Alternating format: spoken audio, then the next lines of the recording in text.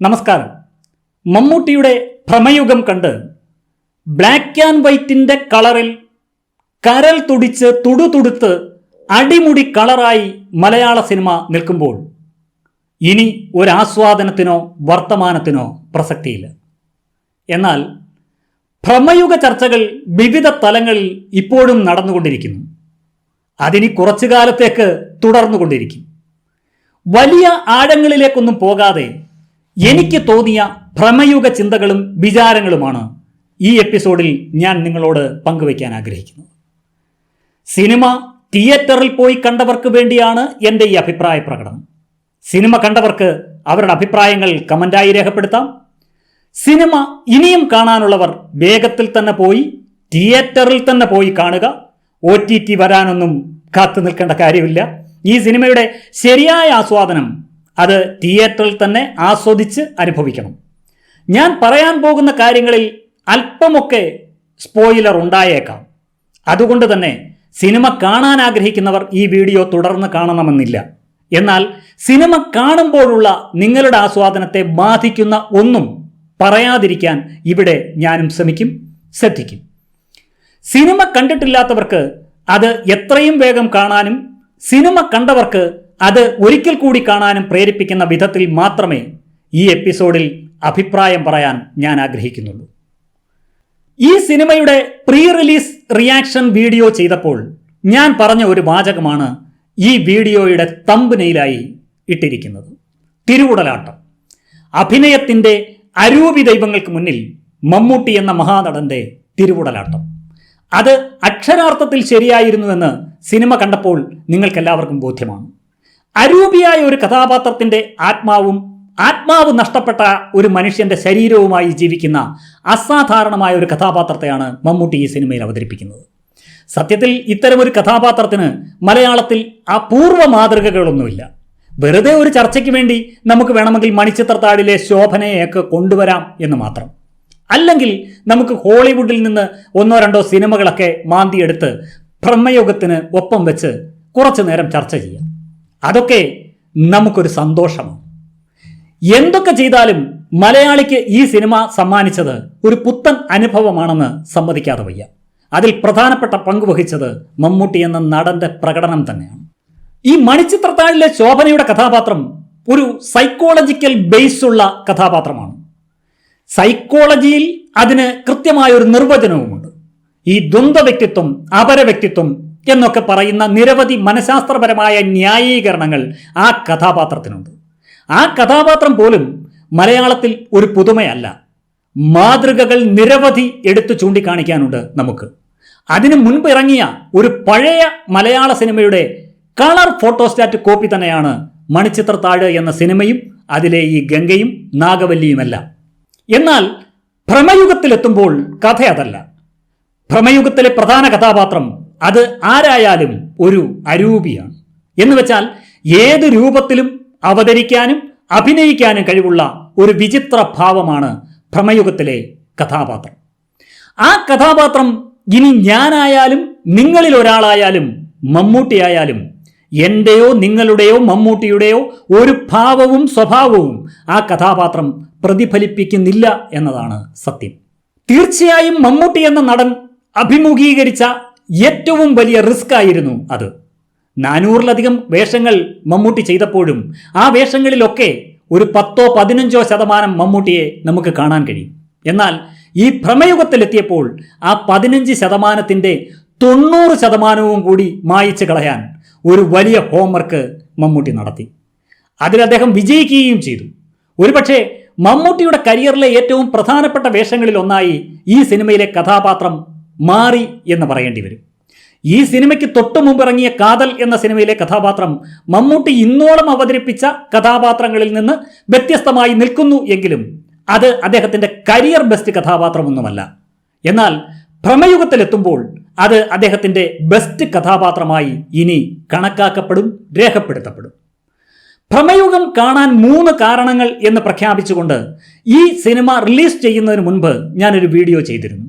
അതിൽ ഞാൻ ആഗ്രഹിച്ച കാര്യങ്ങൾ അത് തന്നെയാണ് ഈ സിനിമ എനിക്ക് സമ്മാനിച്ചതെന്ന് റിലീസ് ചെയ്ത ആദ്യ ഷോ കണ്ടപ്പോൾ തന്നെ എനിക്കത് ബോധ്യമായി.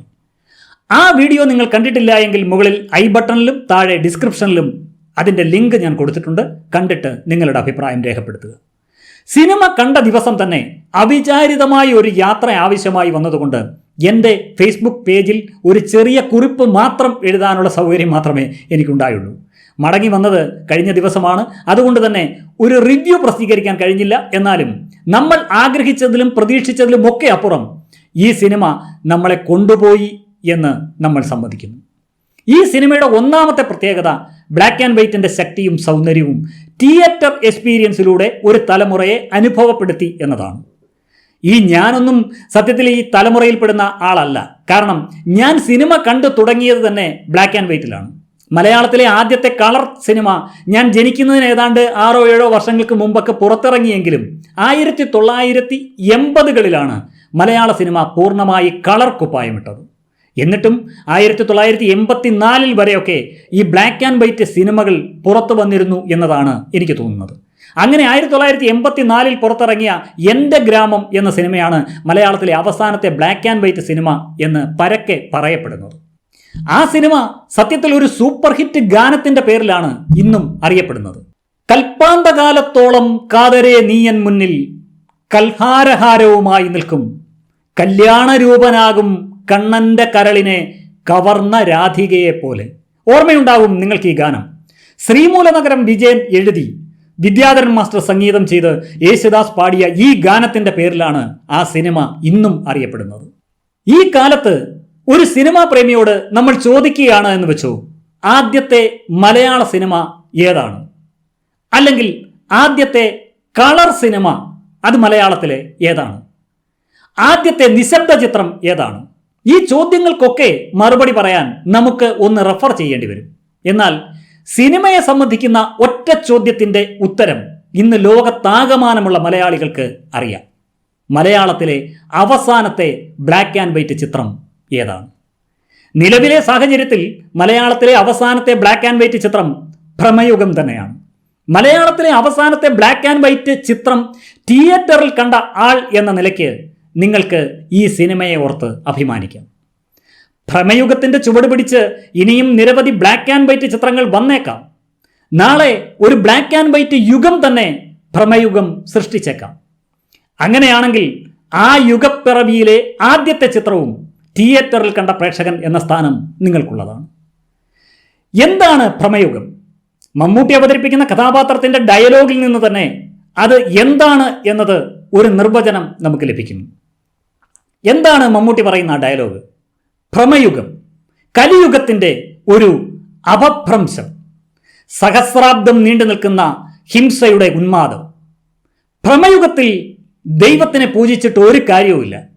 അത്തരം ആചാരങ്ങൾക്കൊന്നും ഒരു പ്രസക്തിയുമില്ല. ദൈവത്തിൻ്റെ പലായനത്തോടെയാണ് ഭ്രമയുഗം ആരംഭിക്കുന്നത്. നീയൊക്കെ എത്ര ഉറക്ക വിളിച്ചു പാടിയാലും അവൻ കേൾക്കില്ല. ഇതാണ് ആ ഡയലോഗ്. ആരാണ് ഈ അവൻ? അവൻ എന്നാൽ സാക്ഷാൽ ദൈവം. ദൈവത്തിനെതിരായി ഇത്ര ശക്തമായ ഒരു സ്റ്റേറ്റ്മെന്റ് നിരീശ്വരവാദികൾക്ക് പോലും പറയാൻ കഴിയാത്ത കാലത്ത് അങ്ങനെ ഉറപ്പിച്ചു പറയണമെങ്കിൽ അതാരായിരിക്കണം? അതേതെങ്കിലും ഒരു ചെകുത്താൻ തന്നെ പറയണം. ഈ ചെകുത്താനും ദൈവവും തമ്മിലുള്ള പോരാട്ടം നമുക്ക് ഓർമ്മ വെച്ച കാലം മുതൽ ആരംഭിച്ചതാണ്. അത് മനുഷ്യനായി രൂപപ്പെട്ട് അവൻ്റെ മനസ്സിൽ കലയും ഭാവനയും ഉണ്ടായ കാലം മുതൽ അത് ജന്മം കൊണ്ടതുമാണ്. മനുഷ്യൻ മതങ്ങളെ സൃഷ്ടിച്ചു, മതങ്ങൾ ദൈവങ്ങളെ സൃഷ്ടിച്ചു എന്നൊക്കെ വയലാർ പാടിയ പോലെ ദൈവങ്ങളെ മനുഷ്യനാണ് സൃഷ്ടിച്ചതെങ്കിൽ ഈ ചെകുത്താനെയും സൃഷ്ടിച്ചത് മനുഷ്യൻ തന്നെയാണ്. നന്മയ്ക്കൊരു ദേവനുണ്ട്, അത് ദൈവമാണ് എങ്കിൽ തിന്മയ്ക്കും ഒരു ദേവൻ ഉണ്ടാകണം. അങ്ങനെ ചെകുത്താൻ തിന്മയുടെയും ഇരുട്ടിൻ്റെയും പ്രതീകവും ദൈവം നന്മയുടെയും വെളിച്ചത്തിൻ്റെയും പ്രതീകവുമായിട്ടാണ് നമ്മൾ വിവക്ഷിക്കുന്നത്. അത് ഹിന്ദുക്കൾ മാത്രമല്ല, എല്ലാ മതവിഭാഗങ്ങളും അങ്ങനെ തന്നെയാണ് അത് കാണുന്നത്. അത്തരത്തിൽ ഒരു ചെകുത്താൻ്റെ കഥയാണ് ഈ സിനിമ ഭ്രമയുഗം. ആ ചെകുത്താൻ എങ്ങനെ ചാത്തനായി എന്ന് മാറിയെന്നും അതിനിടയിൽ കൊടുമൺ പോറ്റി എന്ന കഥാപാത്രം എങ്ങനെ കടന്നു വന്നു എന്നും ഈ സിനിമ കണ്ടു തന്നെ നിങ്ങൾ അറിയണം. അതിനാൽ ഒട്ടും വൈകാതെ സിനിമ കാണാൻ ശ്രമിക്കുക. ഭ്രമയുഗ ചിന്തകളും വർത്തമാനങ്ങളും അതിൻ്റെ ചർച്ചകളും മലയാള സിനിമ ഉള്ളിടത്തോളം കാലം അവസാനിക്കുന്നില്ല. അത് നാളെയും തുടരും. എല്ലാവർക്കും സ്നേഹവും ആദരവും.